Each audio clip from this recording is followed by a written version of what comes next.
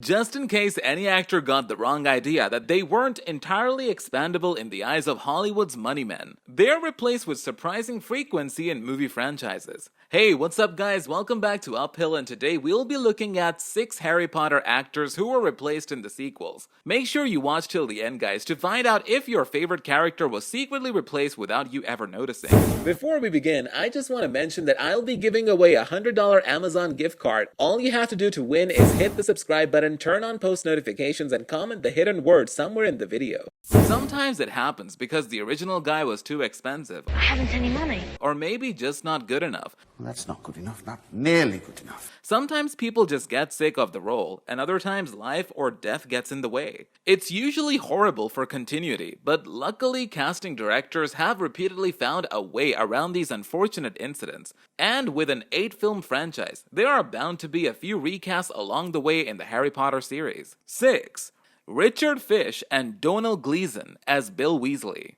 Although he's a Weasley, Bill is only mentioned in passing during the first 2 books, since he lives on his own in Egypt. When Arthur Weasley wins the Daily Prophet's grand prize galleon draw during Harry Potter and the Prisoner of Azkaban, the whole family is able to finally go visit him. It is there that we first see a glimpse of Bill in a photograph, which appears in the Daily Prophet. Since he was a new character and didn't have any lines, the casting director for the films was able to bring on a background character. Richard Fish was hired to portray Bill Weasley in the photograph alongside the other Weasley family members. Seeing as how Fish had no real professional acting experience to speak of, it was no surprise then that his role was recast and given to Domhnall Gleeson. Not only does Domhnall look more like the description of Bill from the books, but he's also the son of Harry Potter veteran Brendan Gleeson, who played Mad-Eye Moody. There's actually a passage in the Harry Potter and the Half-Blood Prince where Bill is described as follows: his scars were as bad as ever.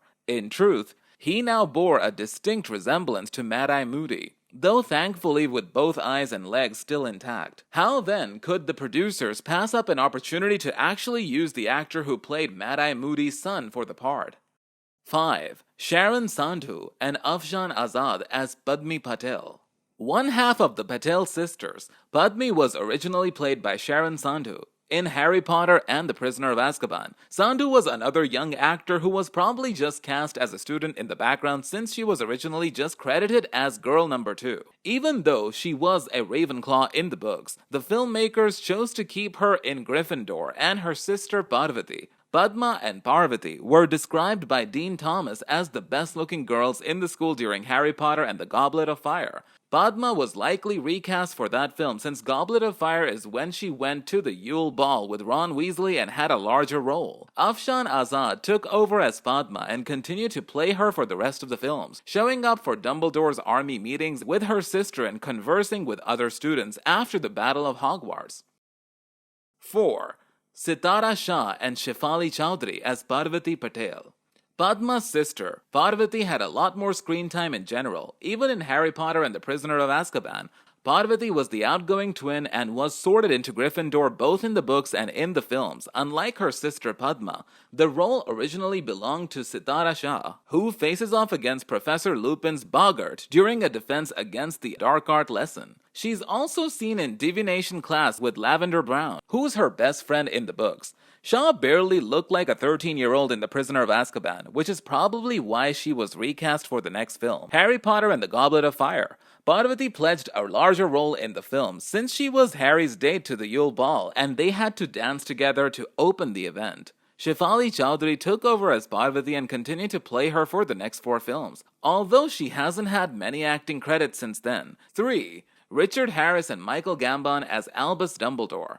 Probably the most well-known recast for the Harry Potter films is that Hogwarts headmaster Albus Dumbledore Richard Harris played Dumbledore for the first 2 films, and gave us a much calmer, twinkly-eyed Dumbledore, like J.K. Rowling's description of him in the books. Harris's portrayal, however, was only based on the first 4 books, since those were the only ones published at that time.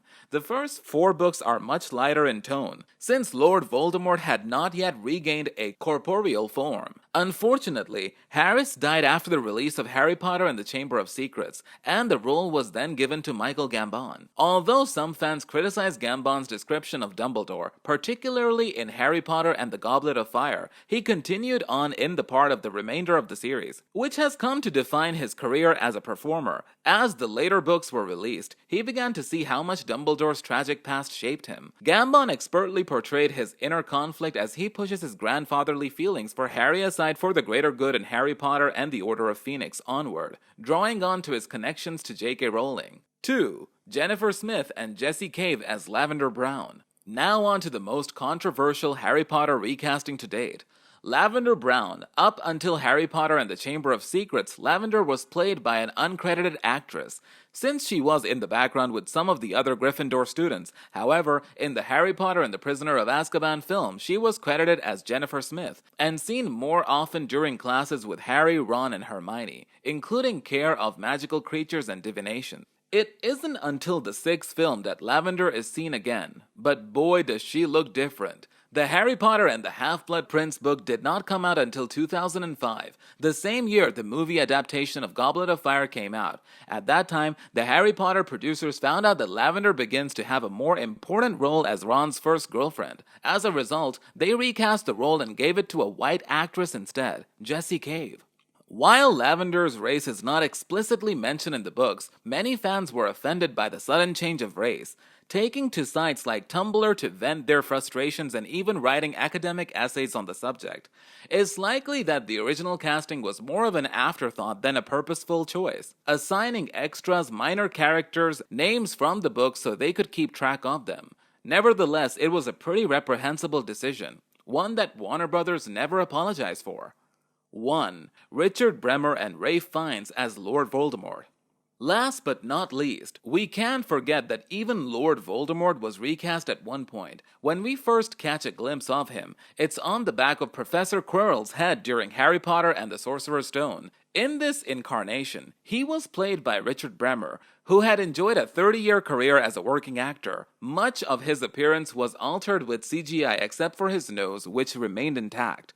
A subject of contention among many fans, Lord Voldemort is described in the books as having red eyes and slits for nostrils, like a snake. When Voldemort reemerges into a corporeal form during Harry Potter and the Goblet of Fire, the role was passed on to Ralph Fiennes, best known for his starring role in the Oscar-winning film, The English Patient. Few people can think of Voldemort now without imagining Fiennes' portrayal of the Dark Lord and the dramatic flair he brought to the character.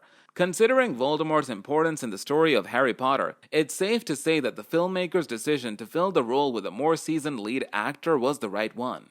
Which of these did you think was the most difficult to deal with? Share your thoughts in the comments.